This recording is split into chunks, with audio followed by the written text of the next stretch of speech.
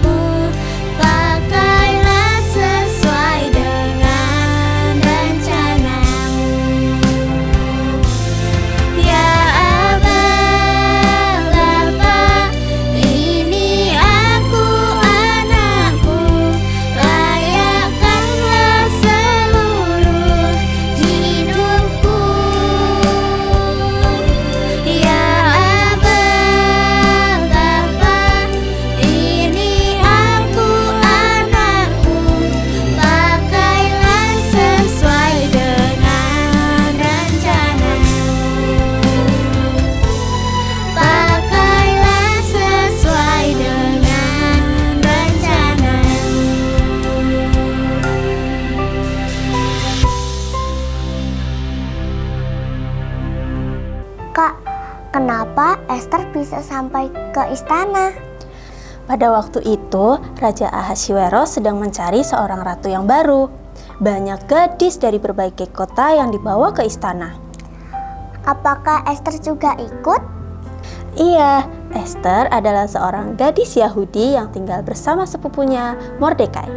Orang tua Ester sudah meninggal, sehingga Mordekai merawat Ester seperti anaknya sendiri.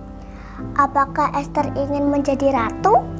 Alkitab tidak menceritakan itu, tetapi Ester tetap mengikuti apa yang harus dia lakukan. Berarti Tuhan sedang memimpin langkah Ester ya? Betul sekali.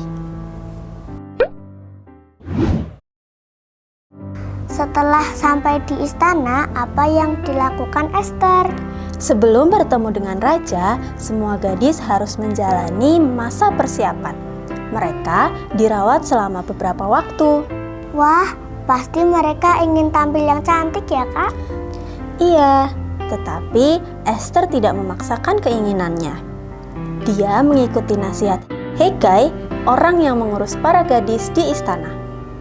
Berarti Ester mau mendengarkan ya, Kak? Iya, itulah sebabnya Ester disukai oleh Hegai dan juga orang-orang yang mengenalnya. Jadi bukan hanya karena cantik ya, Kak? Benar, Ester juga memiliki sikap yang baik dan rendah hati.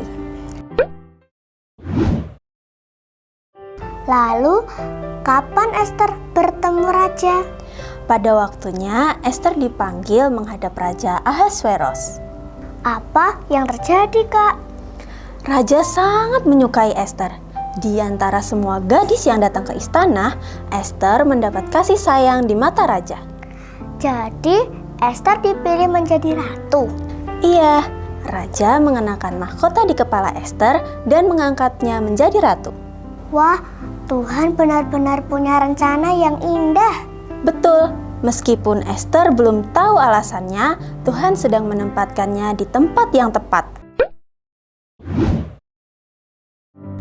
apakah setelah menjadi ratu semuanya selesai? Belum. Pada waktu itu, Mordekai mendengar rencana 2 orang yang ingin mencelakai raja. Lalu, apa yang dilakukan Mordekai?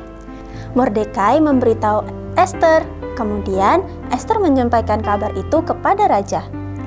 Berarti, nyawa raja berhasil diselamatkan. Iya, semua peristiwa itu dicatat di dalam kitab kerajaan. Kelihatannya biasa aja ya. Tetapi Tuhan sedang menyusun rencana yang besar.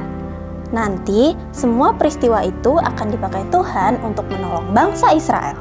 Wah, ternyata Tuhan sudah bekerja sejak awal ya, Kak? Betul, walaupun kita belum mengerti, Tuhan selalu mempunyai rencana yang terbaik. Firman Tuhan diambil dari Esther 2 ayat 17. Maka Esther mendapat kasih sayang di mata raja, lebih daripada semua perempuan yang lain. Lalu raja mengenakan mahkota kerajaan ke atas kepalanya dan mengangkat dia menjadi ratu. Kak, apakah Tuhan juga punya rencana untuk kita? Tentu, seperti Tuhan mempunyai rencana untuk Esther, Tuhan juga mempunyai rencana yang baik untuk hidup kita. Esther menjadi ratu, tapi tetap mendengarkan Mordekai, ya Kak? Iya, Esther tidak sombong, ia tetap rendah hati dan mau belajar. Aku mau tetap rendah hati. Berarti Tuhan tidak asal memilih Esther ya Kak? Betul, Karen. Tuhan menempatkan Esther di istana pada waktu yang tepat untuk melakukan rencananya. Karen, apa yang kamu pelajari dari Esther? Aku belajar bahwa Tuhan punya rencana yang baik untuk hidupku. Bagus, yuk lakukan tantangan minggu ini. Bersyukur atas sekolah, keluarga, dan teman-teman yang Tuhan berikan. Tetap rendah hati saat dipuji atau berhasil. Percaya bahwa Tuhan sedang memimpin hidupku. Aku mau percaya kepada rencana Tuhan. Amin. Kakak juga percaya Tuhan punya rencana yang indah buat hidupnya Karen. Hari ini kita belajar bahwa Tuhan mempunyai rencana yang baik untuk Esther. Walaupun Esther belum tahu semuanya, Tuhan sudah mempersiapkan jalan untuknya. Tuhan juga mempunyai rencana yang baik untuk setiap anak-anaknya. Kalau hari ini kamu mau percaya kepada rencana Tuhan dan mau hidup rendah hati serta taat kepadanya, mari kita berdoa. Tuhan Yesus, terima kasih untuk cerita Esther hari ini. Terima kasih karena Engkau sudah mempunyai rencana yang indah dalam hidup kami. Tolong kami untuk tetap rendah hati, taat kepadamu, dan percaya bahwa Engkau akan menempatkan kami di tempat terbaik pada waktu yang tepat. Dalam nama Tuhan Yesus kami berdoa. Amin. Amin. Sampai jumpa di buah firman berikutnya. Tuhan Yesus memberkati.